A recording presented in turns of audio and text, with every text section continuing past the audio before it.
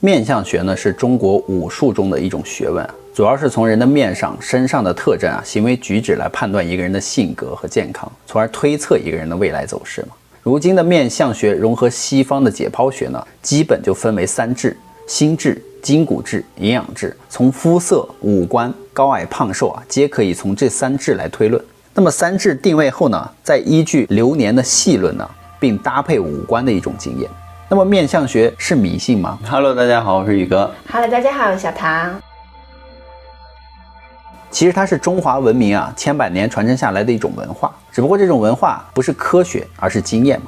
科学和经验有什么不同呢？科学是很严谨的，所有的结论都可以证明，而经验呢是一种意识上的累积嘛。我们凭过往的事情总结出来的一种概率性的经验，这是没有一种100%的说法的嘛。这是科学和经验的区别。而面相学呢，就是基于经验而总结出来的这种学问。面相学在东方最早记于《礼记》当中，里面就记载凡事上于面则傲，下于带则忧，轻则坚。意思呢，就是眼睛总往上看的人通常都比较傲气；眼睛总往下看的人呢，总是带着忧愁；眼睛总往侧面看的人心眼就很多。那么根据古籍记载呢，面相学在春秋时期就已经在上流社会中普及。有些大家呢，甚至选择继承人的时候，也会专门找人来看面相，以此呢作为判定是否适合作为家族的继承人。所以面相学很有可能就是春秋之前就已经诞生了，已经形成了一定的章法和理智了。那么春秋战国时期呢，会看面相的人很多，但以姑布子卿呢最为著名。姑布子卿相术精明，而且他的相术和解法呢也不同于一般的相士。有一次呢，他为孔子看相，留下了丧家之狗的说法。透过了子贡和孔子之间的交流呢，有不同于一般相士的风格特色。一天呢，孔子从魏国的东门出发，将要远行，正巧呢，姑布子卿的马车也迎面过来了。孔子一看就明白了这人的来意，于是呢，就让弟子回避，说你们几个赶车回避一下，有人要过来了，他一定是为我相面而来，你们要记住他说的话。此时呢，姑布子卿也对自己赶车的弟子说你们几个人赶车回避一下，有位圣人要过来了。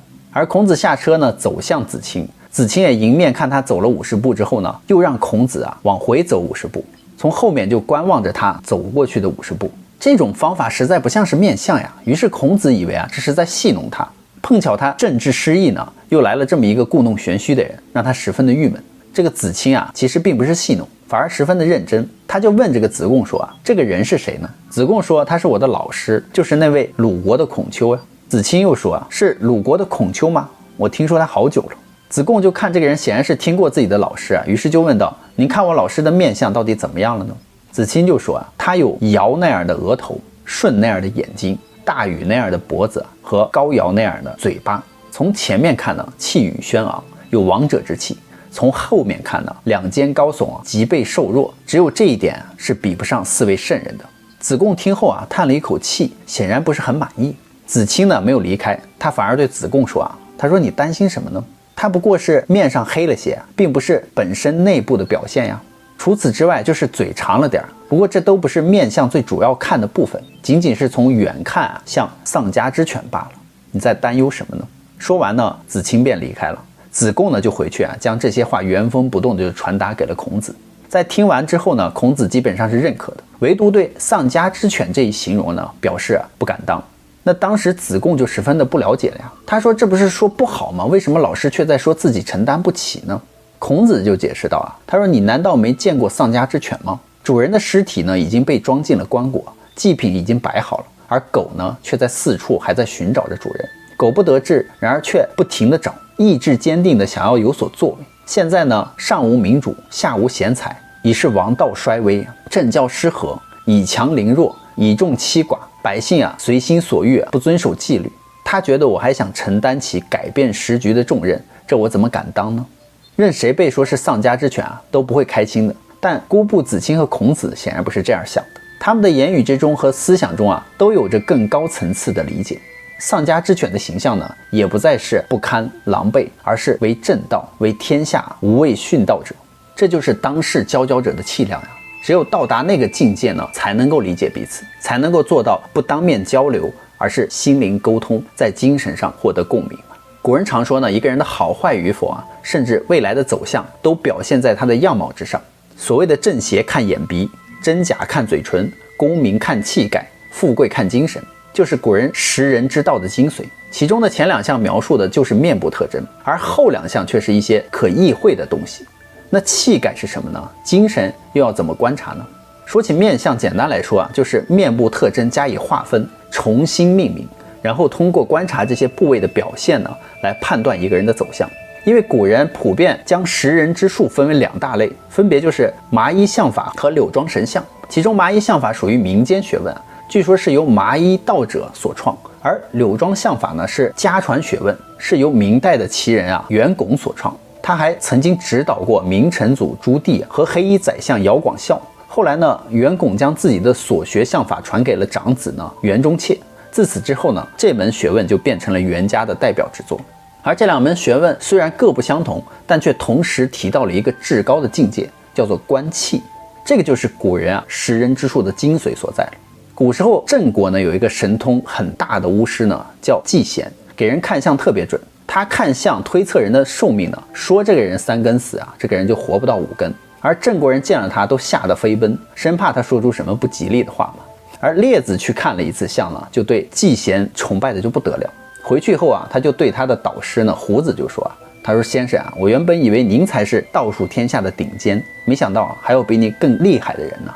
然后就把这个季贤的神通就学了一遍。胡子当时就说他说你小子恐怕连什么是道还没有摸着，你只是学了一些皮毛就拿去跟人家周旋了，人家当然把你一眼就看到底了呀。你叫他来给我看看相。第2天列子就把季贤请来了。季贤看了胡子的面相呢，一句话也不说，就跟列子出门来了。完了，季贤就跟列子说他说完了，你这老师死定了，连10天都活不上了。我看了他的面相，如同死灰泼上水，怎么可能会燃烧起来呢？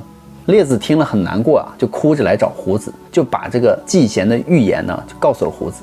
胡子就笑着说他说刚才我给他看的是我的寂静的心境，因为我把生机全部都堵塞了起来的一个状态，所以呢他才会这么说。你明天叫他再来给我看。但第3天呢，列子又找来季贤来看胡子。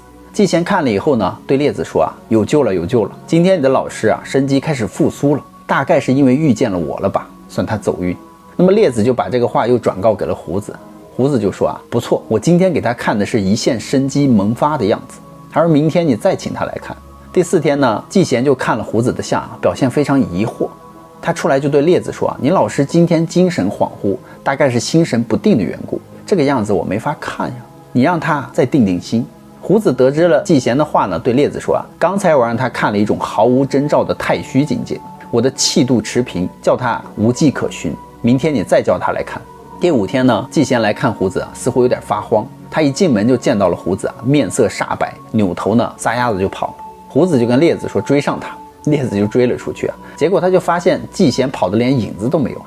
列子回来呢说我追不上他，他跑了。胡子就笑着说这小子跑得挺利索，刚才我跟他周旋应变虚与委蛇，我随风而动，顺水而飘，他完全琢磨不定，所以就吓跑了。其实呢，这只是一种万象俱空的境界，我根本的大道还没有拿出来给他看呢。于是列子这才知道自己离道还差得很远呢。他回家去3年没有出门，抛弃了偏心，摒弃了浮华，在纷纭的世界中保持着真朴，如此坚持了一辈子。那么古时候的人因为知识水平低对人的旦夕祸福呢、富贵贫贱的原因迷惑不解，有的人就错误地认为人的命运的好坏和天地万物一样，决定于长相和气色。